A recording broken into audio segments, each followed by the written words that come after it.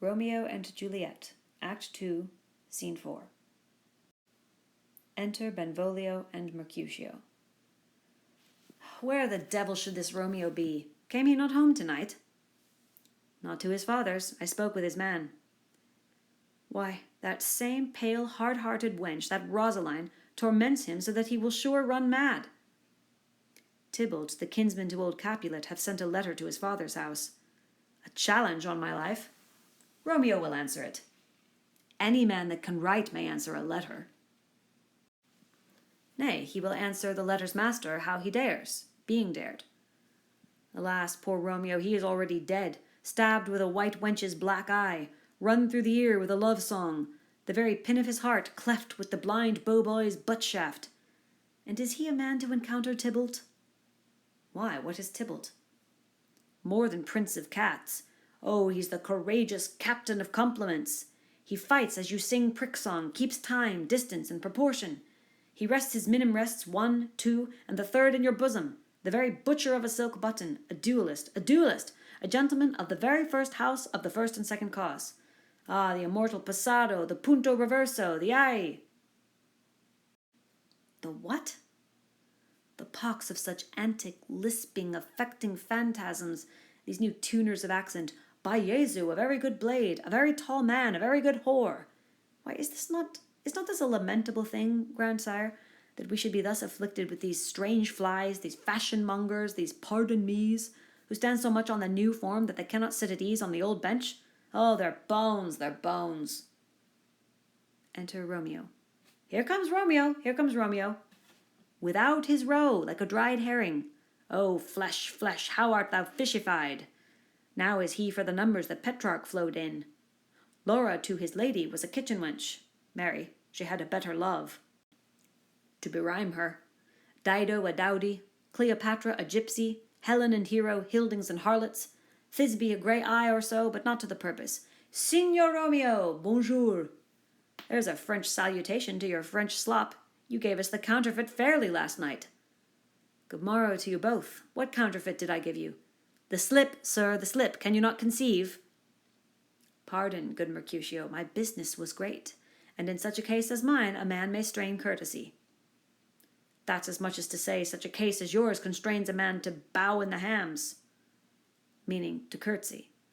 Thou hast most kindly hit it. A most courteous exposition.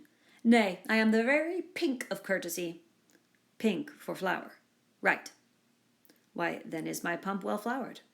Sure wit, follow me this jest now till thou hast worn out thy pump, that when the single soul of it is worn, the jest may remain, after the wearing, solely singular.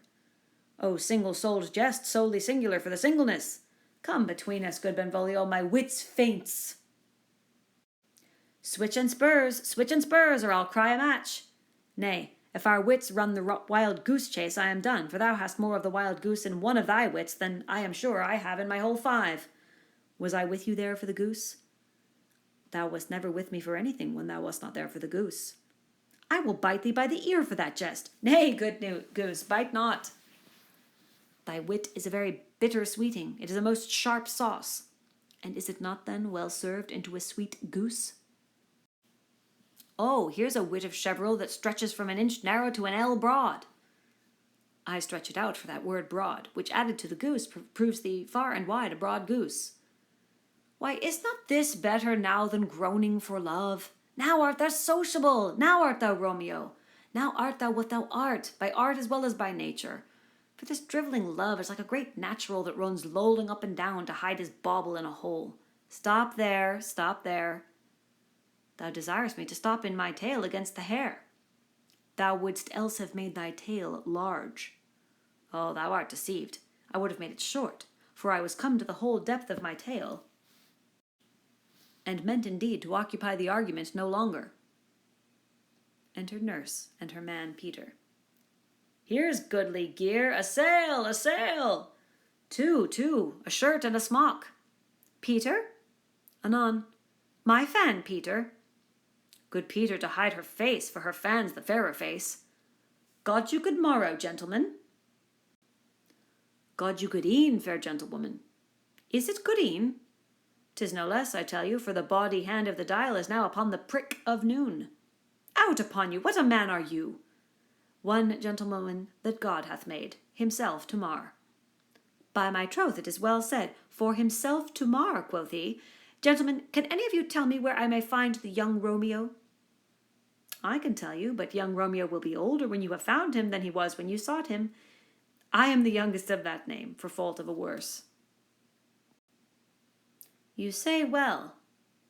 Yea, is the worst well very well took, i'faith, wisely, wisely.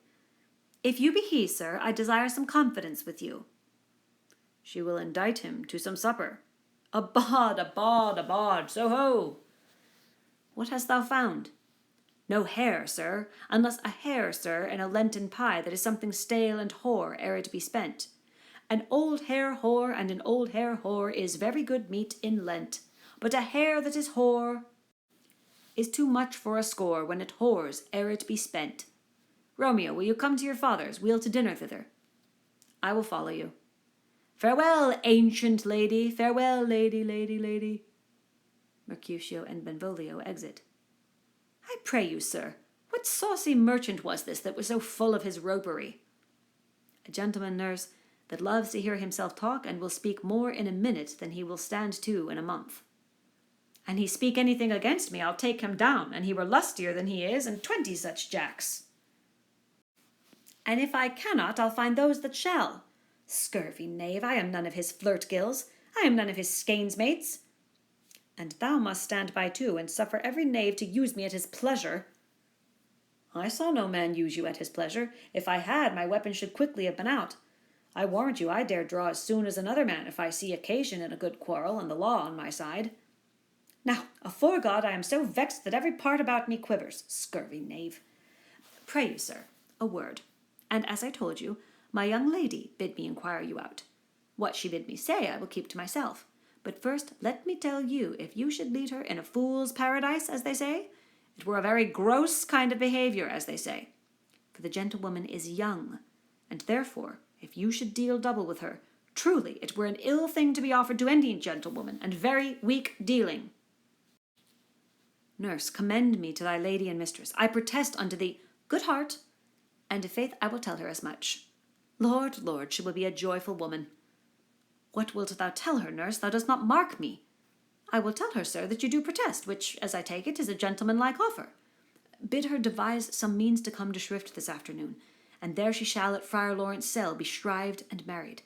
Here is for thy pains. Offering her money. No, truly, sir, not a penny.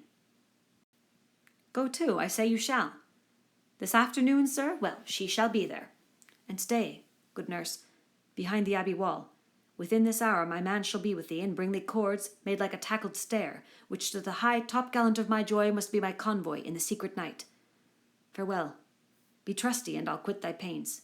Farewell. Commend me to thy mistress. Now God in heaven bless thee. Hark you, sir. What sayst thou, my dear nurse? Is your man secret? Did you ne'er hear say, 2 may keep counsel, putting 1 away? Warrant thee, my man's as true as steel. Well, sir, my mistress is the sweetest lady. Lord, Lord, when 'twas a little prating thing. Oh, there is a nobleman in town, one Paris, that would fain lay knife aboard, but she, good soul, had as lief see a toad, a very toad, as see him. I anger her sometimes, and tell her that Paris is the properer man, but I'll warrant you, when I say so, she looks as pale as any clout in the versal world. Doth not Rosemary and Romeo begin both with a letter? Ay, nurse, what of that, both with an R. Ah, mocker, that's the dog's name. R is for the... No, I know it begins with some other letter, and she hath the prettiest sententious of it, of you and Rosemary, that it would do you good to hear it. Commend me to thy lady. Ay, 1,000 times. Peter! Anon. Before and apace. They exit.